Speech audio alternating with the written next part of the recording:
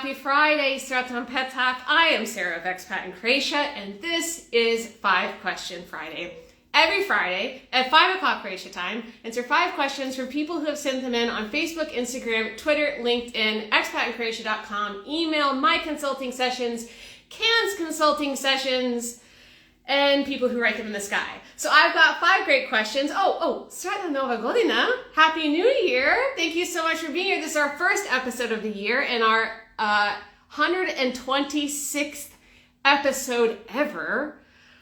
Who's ready for the new year? I certainly am, because I spent the last couple of weeks with COVID. Episode 2! That was really fun. So today was my first day to really feel like a human. So I hope I'm not too rusty, as I've been off for a couple of weeks. It was a little disappointing to spend my entire holidays in the house, but I was taken care of so well by the Croatians in my life. I got delivered soup and pasticada and cookies and sarme and French salad, which I don't like French salad, but things just kept showing up in front of my door. So I'm so grateful to Anna and Tamara for taking such good care of me, because I don't know what I would have done. But that's just the Croatian culture. That's the way of life. Like I went to a Croatian's house this morning, and you cannot go to someone's house empty-handed. So I went with some pastries that I baked this morning, and I got there and there's a whole spread, and then they finished the pastries I brought and then dumped pastries back on the plate and sent me home with them. I'm like, what? So you can never go hungry in Croatia if you are friends with Croatian, that is for sure. So what else do I want to tell you? I have one little piece of news that I want to share. So I love to write. Some of you may know this. I don't get to write nearly enough because of all the other things I need to do to run Expat in Croatia. But writing is something I've loved doing since I was a kid. And I have a lot of books that I want to write. I have a lot of ideas, and I finally decided to start writing my very first book about Croatia. And I'm really, really, really stoked. And next Friday, I'm going away for 10 days to a top secret place. And I'm just hiding out for 10 days. And all I'm going to be doing is starting the book, writing the book. Hopefully I'll get the whole architecture down and the outline, and maybe even start writing the first chapter. I'm not going to share what it is just yet. I'm not quite far enough down the line for that, but it's something that I'm putting in place, and every week I'm going to be working on this. So I don't know when it will be done. I don't know how long it's going to take me. It's going to be really personal, and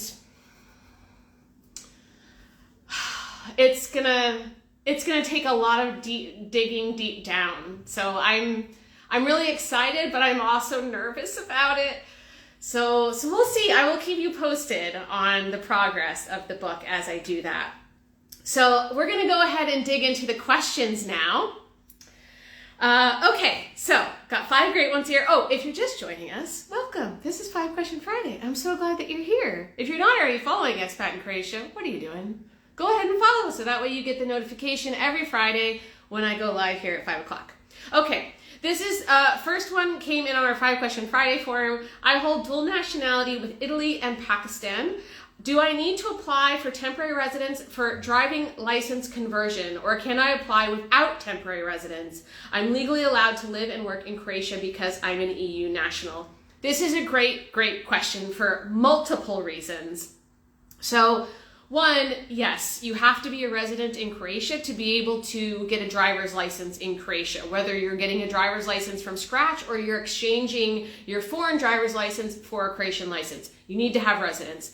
So if you are a third country national, like non-EU, you apply for residence. If you're an EU national, like this person is, then you have to register for residence. And the difference is essentially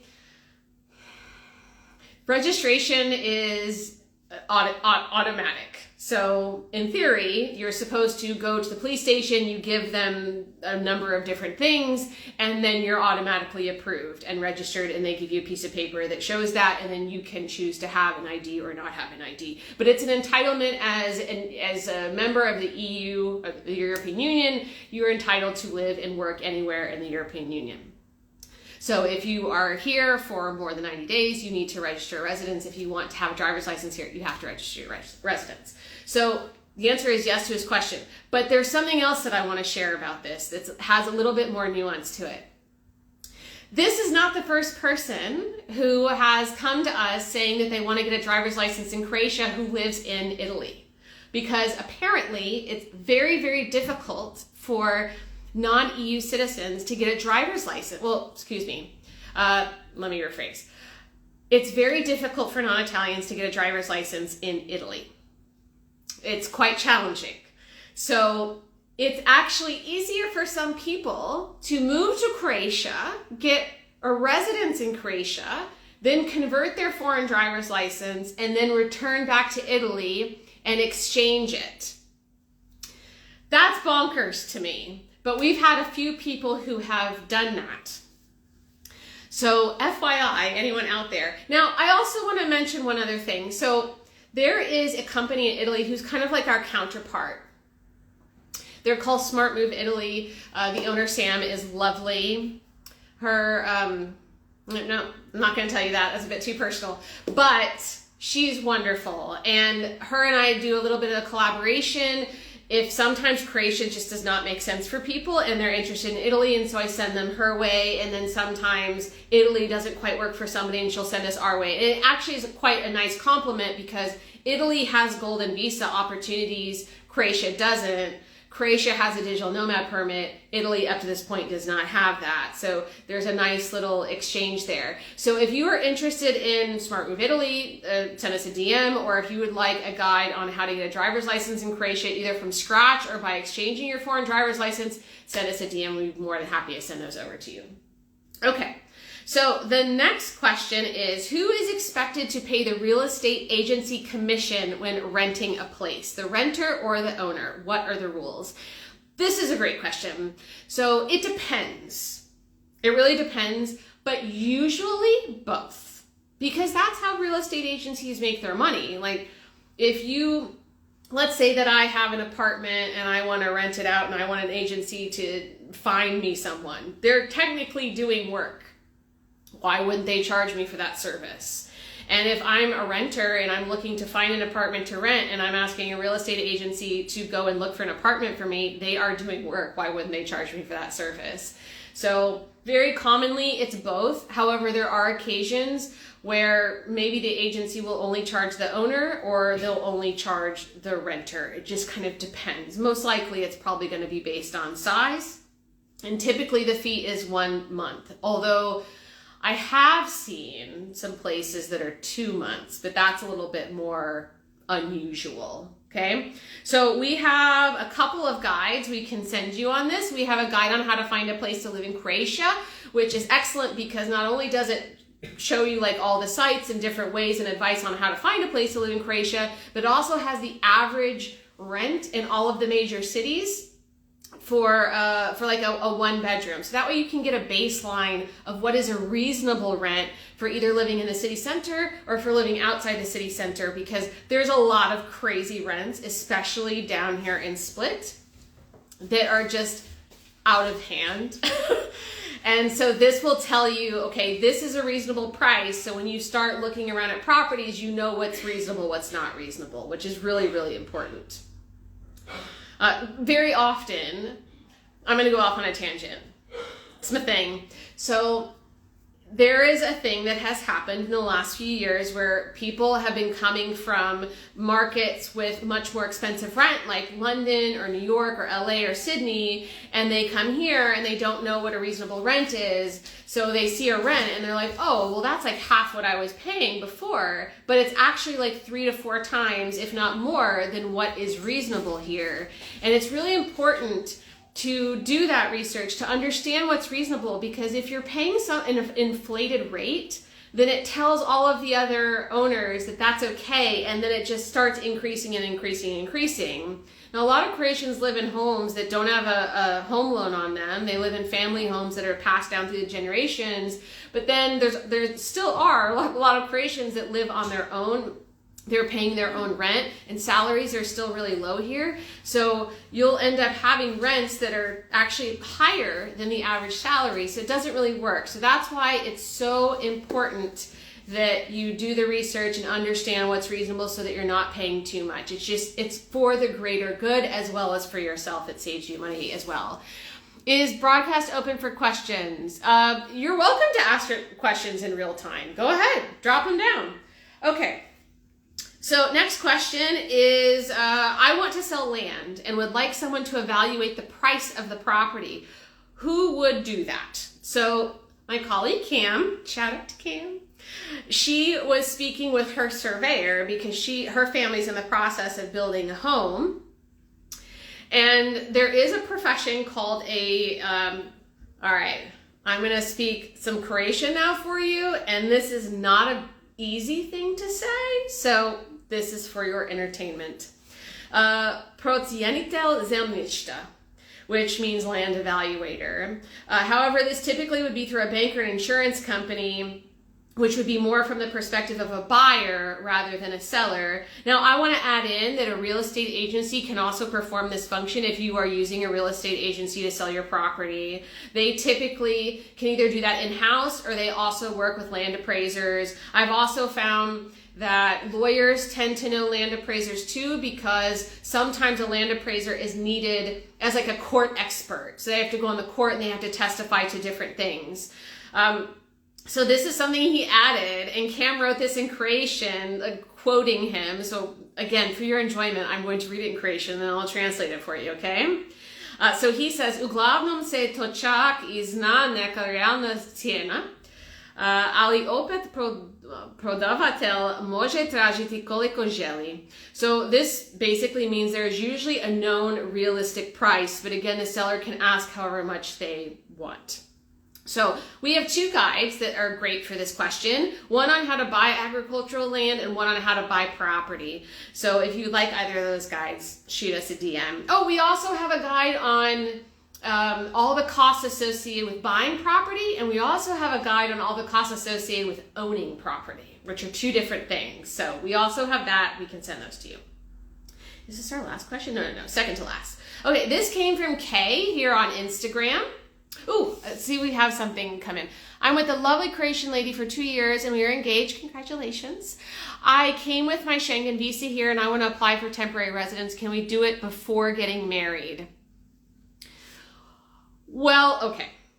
You can apply for residence based on some other basis before you get married, but you won't be able to finalize a residence application based on family reunification with a Croatian until you are married. Now, I will say this, and this is actually a great segue for you to say hi. I have a guest today. So, a friend of mine who's sitting right here, she'll wave in a second. You want to wave now? Yeah. Box Vima. This is Madge. So, can I tell you, are you comfortable with me telling your story? Okay, so Madge recently got married, and she was already in communication with MUP about the fact that she was going to be doing this, that she was going to get married, and so she kind of did half of her application and then finalized the application after they actually got married and had the marriage certificate. So you could do it that way, but I will say that in her situation, she had already had residence for a couple of years. So if you don't have residence yet, I'm not sure if they're going to allow you to do that. It's something that you'll have to talk to your local MUP about.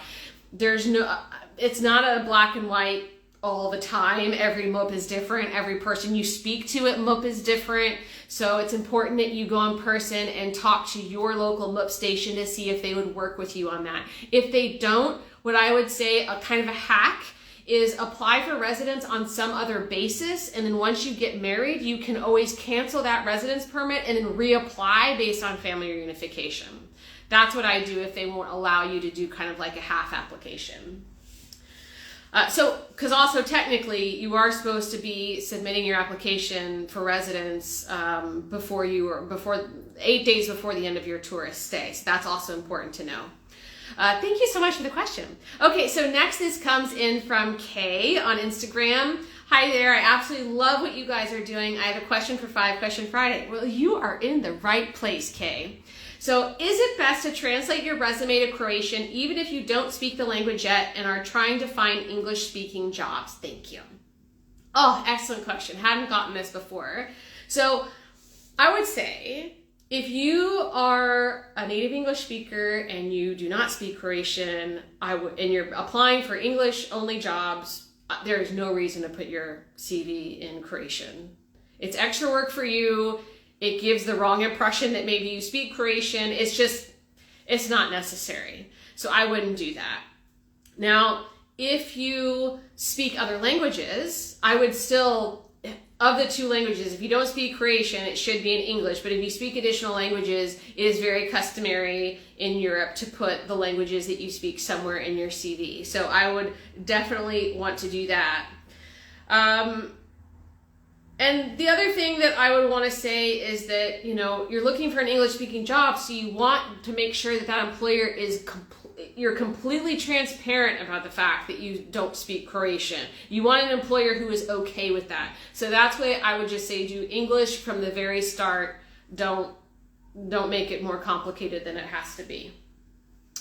Okay, so we have a guide for this on how to find a job in Croatia, and there might be a few more portals now actually, but I know that Danas Radim, which means today I work, they have a live chat in English, which I think is really helpful. I haven't seen that on any of the other sites. So they can, I wouldn't say it's like a dedicated caseworker, but they will try and match you with certain jobs. Oh, we also have a post on English speaking jobs that you can get. Usually they're call centers. Those are the most reliable. They're the ones who will give you a work permit based on that year round, because a lot of the English speaking jobs here are tourism related. So they're only seasonal. And if you want to live here all year round and you want to have a job all year round, then you have to kind of go outside of that. And usually the best opportunities for year round English language work are development, like programming, and call centers.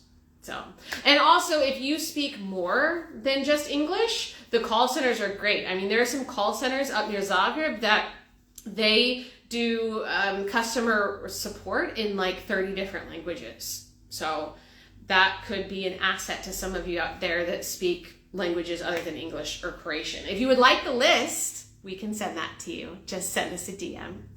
Okay, this is our last question. So this comes from Barbara through our 5 Question Friday forum. Can I apply for citizenship with misdemeanors on my record? And I answer this question periodically because I think it's a very common question, and it doesn't just apply to citizenship, it also applies to residence. So pretty much most of you who are not Croatian or EU, this is going to apply to you. So the answer is yes, you can, both for residence and citizenship if you have misdemeanors, but there's a few things that we need to unpack there. So first and foremost, they are looking for felonies predominantly. Felonies are like a deal breaker pretty much. We did have a client who had a felony, but it was like, it was like 25 years ago. He was a kid being stupid. And so he went through a process of trying to get it explained what it was to get around it. And he had a lawyer here advocating for him. So he was able to kind of work that out with Mo. But most cases, felonies are no-goes. Second thing, depending on what the misdemeanor is, if the misdemeanor is, I would say drug or violence related, although usually misdemeanors aren't violent, they may make a stink about that. Now, the third thing I want to say is not every country has a felony and misdemeanor system. I believe Australia is one of those places that doesn't use that kind of system. So if you're coming from a country that doesn't have a felony misdemeanor kind of classification, then in that case, if you have something on your background check, you need to have a lawyer from your country make a statement on their letterhead that explains what the crime was, and then explain how it is considered. Is it considered minor, or is it considered, like a misdemeanor, or is it more major, like a felony would be?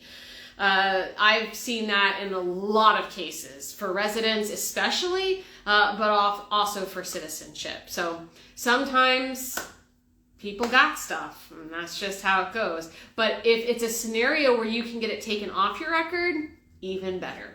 So I would try that. Looks like we had a quick question, quick comment from Libs. I love the page and all the efforts you do to inform. Oh, thank you so much. We really appreciate the support. And that means the world to us, to the whole team. We work so hard. We really love what we do. It's such a privilege. And all of your support means we get to keep doing this every day as our jobs, which is crazy balls that that's something that we get to do. So back to the question that I just answered, 2 guides that we have that are related is we have all the guides on citizenship. All of them. So pretty much any basis that you want for citizenship, we have a guide about that. We also have a master guide with all of the different kinds if you're not quite sure which basis you could qualify under. We also have a guide on how to get your background check in third countries. So I think we have either 25 or 30 different countries around the world, and the information on where you can get the background check in those countries, and also where you can get the legalization or apostille done. So it's really super handy. And we base that off of who visits our site most frequently. So if you'd like either of those things, send us a DM. Be happy to send it over to you. I mean, we do also have a guide on how to get a Croatian background check, but that's super rare that anyone actually needs that. And it's actually really easy. You can do it online and have it in 5 minutes. I mean, I know there's a stereotype in Croatia that everything is super slow and not digitized and backwards, but it isn't. There are a lot of things that actually are really easy, and getting your background check is one of those things because, okay, I'm an American, obviously, and getting a background check in the States is, I mean, it's actually nearly impossible to do it from abroad now. It's so much easier to do it while you're still in the States, which if you are American, please do it in the States. Do not wait until you get here. Trust me on this. But it takes quite a lot. It's costs money. It costs, I think, about $68 between the fingerprints and the actual cost of the background check itself, and then all the back and forth. But here it's free. And it probably takes about a week to get it in the States. Where here, like I said, it's 5 minutes. So FYI about that. So if you ever go abroad and you need a Croatian background check, we have a guide for that.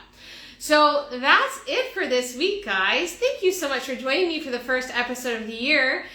Next week, I will be broadcasting 5 Question Friday from my top secret book writing bunker somewhere in Croatia. And I guess next week I actually arrive that day, so I won't be able to tell you much about my progress at that point, but I will be kind of settled into where I'm staying. Oh, hey, Kathy, hi! Nice to see you. So that's it. If you have a question that you would like us to answer on 5 Question Friday, there is no question that is too weird or too boring. We love all of them equally. Well, especially the weird questions. I love the weird questions. So shoot them over to us, or you can drop them in the comments after we post this replay. And if you just joined us, there'll be a replay up soon. So don't worry, you have not missed anything. Thank you again.